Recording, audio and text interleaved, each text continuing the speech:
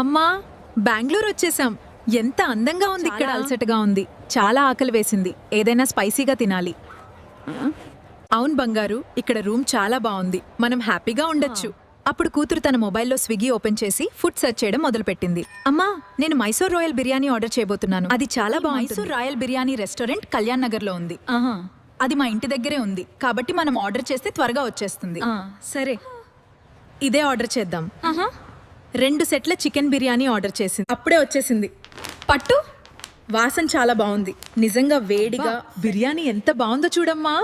పెద్ద chicken piece తో. Wow. Chutney, raita, Kola కూడా ఉన్నాయి. యమ్మీ. ఇది చాలా టేస్టీగా ఉంది.